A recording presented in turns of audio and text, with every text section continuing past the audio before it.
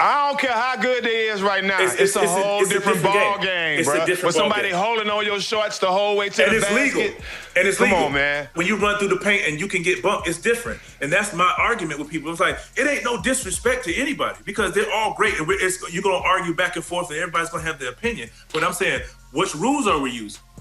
As far as inspiration, I didn't take much inspiration from Vince. 8 straight NBA Finals, 10 appearances total. On paper, that looks like pure takeover mode. But then NBA legend VinceCarter stepped up and said something that shook the whole basketball world. Suddenly, people started looking at LeBron James's legacy a little different. This wasn't some random hot take either. Carter came prepared. Stats, history, context, the full breakdown. And once you hear it, it's hard to just brush it off.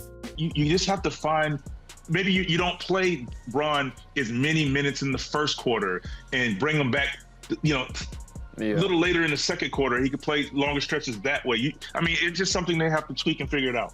Carter didn't sit down in early 2025 planning to start drama. It was supposed to be a normal retirement interview. Someone casually asked where LeBron ranks all time. Vince smiled, kept it respectful at first. I respect LeBron. The room relaxed. That's what everyone expected, the usual praise. Then the tone shifted. Carter leaned in. But let's be honest about what we're calling dominance. The energy changed instantly. You could see it on faces around the room. He didn't yell. He didn't rant. He went straight to the point. That Eastern Conference run from 2011 to 2018, according to Vince, it wasn't some brutal battlefield. He described it like a clear highway. Wide open, smooth ride, no heavy traffic in sight. People froze, but he wasn't done. He doubled down. He said the road to those finals wasn't just manageable, it was one of the cleanest paths any superstar has had during that stretch. And that line, it spread fast. Within hours, it was everywhere. Social media turned chaotic. Fans argued nonstop. Supporters fired back. Critics stood firm. Meanwhile, behind the scenes, a few former players quietly agreed with Carter's take. They just didn't want the spotlight or the backlash that comes with speaking on LeBron publicly. And here's the key part.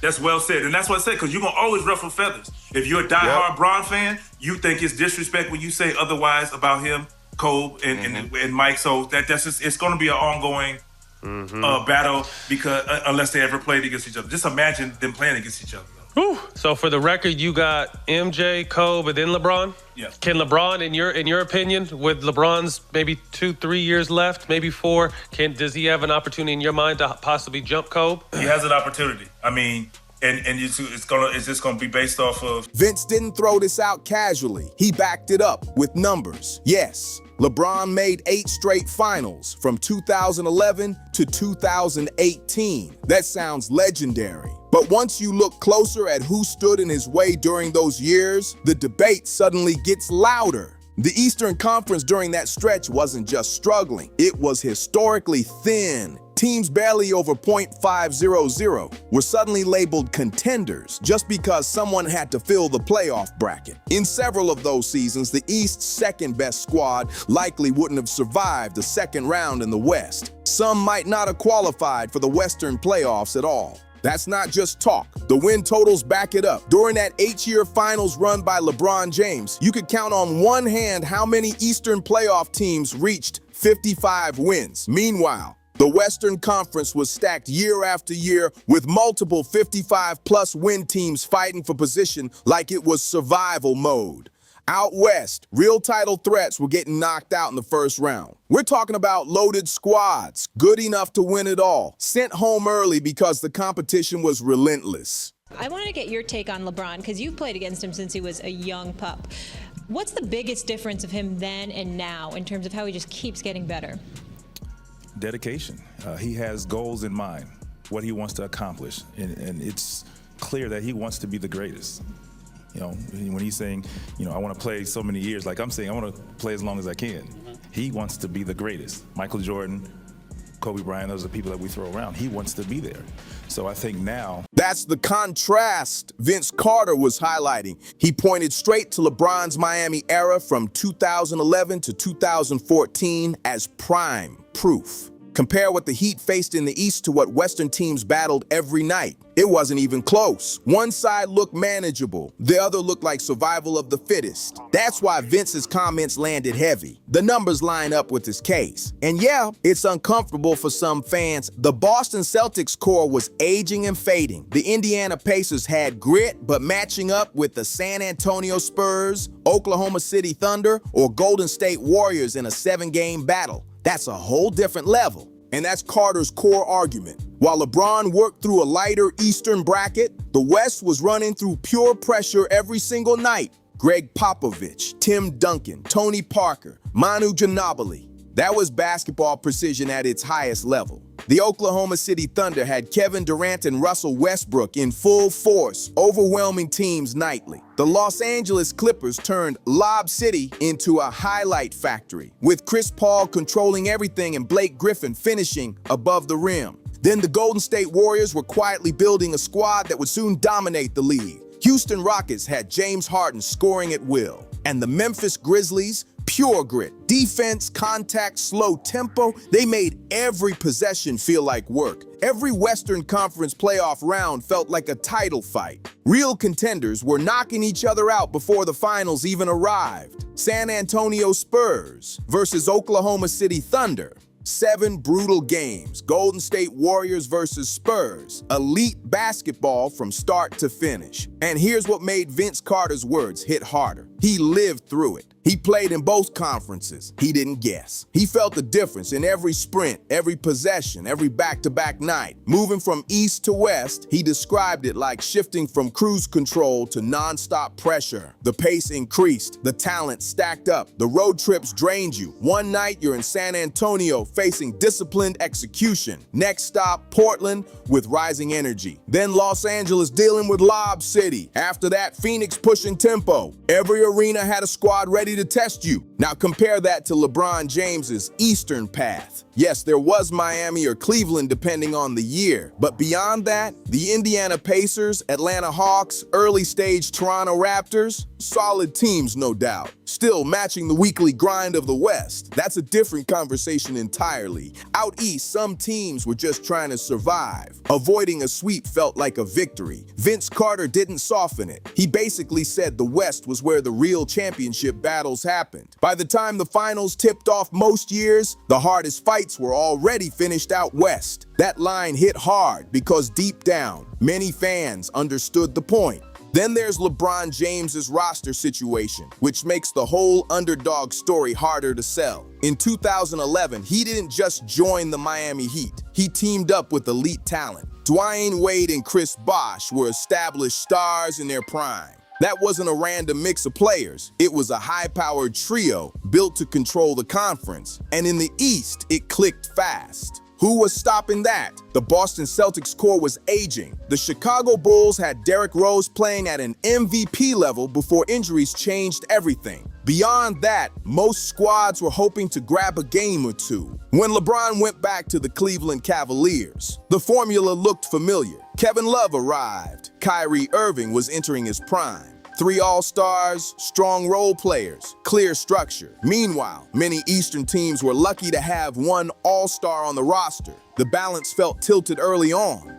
Out west, different level entirely. The San Antonio Spurs didn't rely on star stacking. They trusted their system. Disciplined, patient, fundamental execution. The Golden State Warriors built from within, developing Stephen Curry, Klay Thompson, and Draymond Green into a cohesive force. The Oklahoma City Thunder drafted their core and grew through setbacks together. That's why Carter's criticism connects. It doesn't sound personal. It sounds experiential. The East often looked manageable. The West felt like the ultimate test every single round. Those Western Conference squads went at each other every single year on even ground. No shortcuts, no built-in advantages, just high-level, relentless competition where one mistake could end your season. Vince Carter didn't hold back. He basically said LeBron James stacked the deck in a softer conference. That's not pure dominance. That's smart positioning. Strategic? Absolutely. Legendary in its own way? Maybe. But comparable to what Western teams survived every night, that's a tougher sell. This is where things get uncomfortable for loyal LeBron supporters. Carter flipped the debate with one simple question. What if LeBron spent his prime years in the Western Conference? Would he still reach 10 finals? Would 8 straight even be possible? Carter wasn't convinced. And when you lay out the matchups, it's hard not to pause. Picture this. The Miami Heat from 2011 to 2014 playing in the West. Round 1. The Memphis Grizzlies in full grit and grind mode. Slow pace, heavy defense, every possession physical. You're earning every bucket the hard way. Get through that, and now you're facing either the San Antonio Spurs or the Oklahoma City Thunder. That means dealing with Tim Duncan's calm dominance and Greg Popovich's chest-level adjustments, or trying to contain Kevin Durant and Russell Westbrook attacking at full speed. Two totally different problems. Both elite. Survive that? Now you might see the rising Golden State Warriors or the high-flying Los Angeles Clippers during the Lob City era. Either one fully capable of ending your run. Now compare that to some of LeBron's early Eastern matchups. First rounds against the Charlotte Bobcats, pre-title Milwaukee Bucks, or that early Brooklyn Nets squad. Solid teams, sure, but the weekly pressure didn't look the same. And that contrast is exactly what Carter wanted people to think about. Then it was usually the Indiana Pacers or Derrick Rose's Chicago Bulls before injuries changed their trajectory. By the conference finals, it often came down to the Atlanta Hawks or the Toronto Raptors. Yeah, solid organizations, but not fully built for a championship run. Most people watching understood the gap. Those teams were trying to compete, not expected to win it all. Then came the real-life test. When LeBron James moved west to join the Los Angeles Lakers, what happened? First season, no finals, not even the playoffs. After 8 straight finals in the East, the West proved different immediately. That shift alone added weight to what VinceCarter was describing. The competition wasn't just stronger, it felt deeper, heavier, less forgiving. Every week demanded something different. When Carter's comments spread online, the reaction was instant chaos. Social media exploded. The quote went everywhere. Debates escalated fast and emotions ran high. The quick response from some fans was, he's just upset he never won a ring. But that argument dodged the real discussion. As the full interview circulated, more people started actually listening instead of reacting. Analysts who covered the Michael Jordan and Kobe Bryant eras began weighing in, and suddenly the basketball world split into two clear sides. On one side were younger fans who grew up watching LeBron dominate year after year, confident his road was legendary. On the other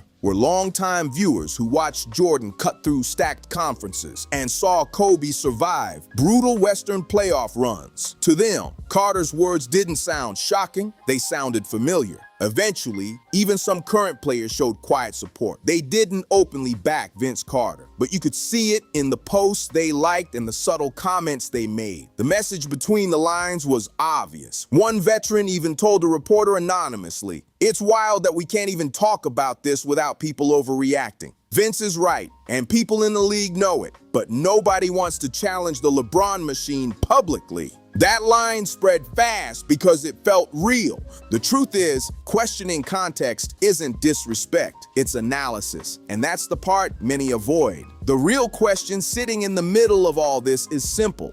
Does this shift how we view LeBron James's legacy? That's where things get quiet, because once you seriously consider Carter's angle, you're forced to look at the numbers differently. 10 finals appearances sounds mythical when you say it fast. And yes, in many ways it's historic. But if 8 of those runs came through a conference that struggled to match the West's depth during that era, the story becomes more layered. This isn't about tearing LeBron down, it's about discussing the full picture without emotion taking over. So now it comes down to you. Does Carter make a valid case, or are the rings and finals trips enough to lock in LeBron's place no matter what? Let's hear it. Keep it real and keep it respectful.